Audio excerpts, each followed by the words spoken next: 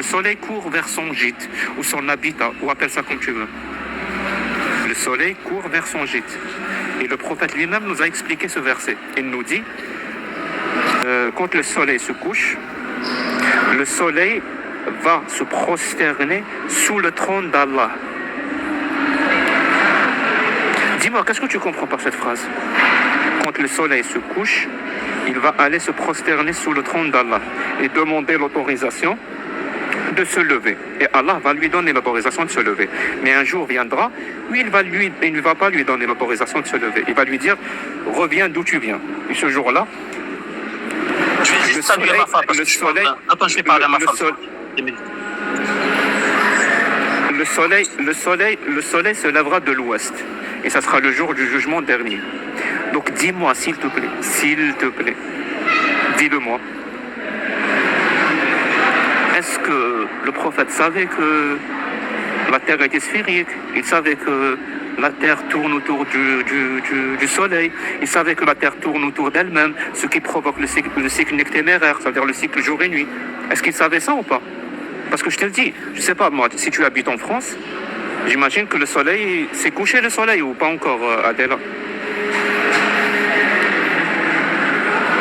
Presque. Désolé, j'étais en train de parler avec ma femme, j'ai rien écouté. Peut-être dans une heure, le soleil va se coucher. Le problème, moi, je suis en Amérique du Nord, le soleil est vraiment juste au-dessus de ma tête. C'est-à-dire, quand il va se coucher chez toi en France, il va se prosterner. Ou alors je ne pourrais pas le voir. Explique-moi, c'est-à-dire tout ce non-sens qui existe dans l'islam. Quelle solution tu trouves, toi? Moi, je vais te donner la solution d'après le Coran. Désolé, je t'entendais pas parler, j'étais en train de parler avec ma femme. Elle est passée en voiture là parce qu'elle m'a demandé un truc. Désolé pour te dire que, tu vois, par respect, hein, pour te dire, j'entendais pas ce que tu me disais parce que je parlais à ma femme. Il y a dans le Coran trois mots qui parlent de ça. Il dit Rabbul Mashriqi wa Rabbul Maghrib. Le Dieu de l'Orient et le Dieu de l'Occident. ثم يقول رب المشرقين ورب المغربين. Le Dieu des deux Orients et le Dieu des deux Occidents. Après, il dit Rabbul Mashariqi wa Rabbul Magharib. Allah, le Dieu des Orients au pluriel et des Occidents. Tu vois? Et la vitesse absolue égale à la vitesse relative plus la vitesse d'entraînement. Si tu connais pas ça, tu connais pas rien, ni les constellations, ni le soleil, ni rien du tout. Tu crois que tu es malin, mais tu n'es pas malin. Non, monsieur, en fait, monsieur, vous confondez tout. La Terre, moi je lis, hein, c'est pas... Adila, c'est qui tourne autour du Justin Trudeau? C'est toi ou c'est lui? Vous mélangez tout, monsieur. Charline, s'il te plaît, Charline. Allez. Alors oui, j'attends la réponse à ma question. C'est dit. Rabbul Mashariq wa Rabbul Magharib. Je laisse ton imagination parler. Non, je sais pas. Alors, dis-moi, quand le soleil se couche, il va aller se prosterner pour demander l'autorisation de se lever. Ouais. Ça t'inspire quoi, cette parole? Que Allah subhanahu wa ta'ala, il a créé un univers que toi, même dans tes pensées les plus sordides, tu pourras pas comprendre ça. Voilà ce que j'ai compris. Donc, tu as compris qu'on peut rien comprendre. Voilà. Et ça, tu l'as compris. C'est comme la politique de Poutine, quand il a dit. Il n'y a pas de souci. Poutine, il a fait une politique pour que vous ne compreniez rien du tout. Tu as compris qu'on ne peut rien comprendre. Mais ça, tu l'as compris. Voilà. T'as fait des études comme moi, Jacques de Fou? Ouais, j'ai fait de la danse. Pourquoi? Bah, c'est pour ça. Quoi, c'est pour ça? Ah, c'est pour ça que tu réfléchis comme ça, tu vois. Ton niveau, il s'est arrêté à la danse, c'est ça. On peut parler un petit peu là. Vas-y, je te donne la parole.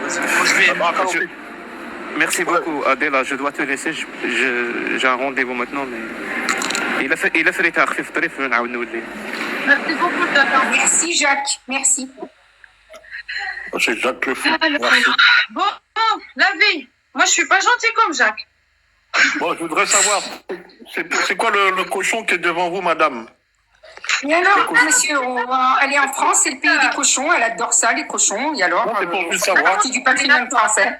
Ça fait partie de la culture. Je voudrais savoir une chose que je connais pas bien. Pourquoi à chaque fois que je vais sur TikTok, c'est toujours des Kabyles apostats qu'on voit? Et je voudrais juste savoir ça. Et pourquoi tu veux pas ça? Non, je demande, c'est une question. Hein. C'est une question. Bah oui, bah pourquoi tu poses cette question déjà? Parce qu'ils ont dit que vous étiez kabyle. Non, je suis pas kabyle. Ah, je sais pas, tout à l'heure, j'ai entendu dire que vous étiez kabyle. Non, c'est pas moi. Jacques, il est kabyle, mais moi, je suis pas kabyle. Je suis amazir, comme Jacques. Ah, c'est ça.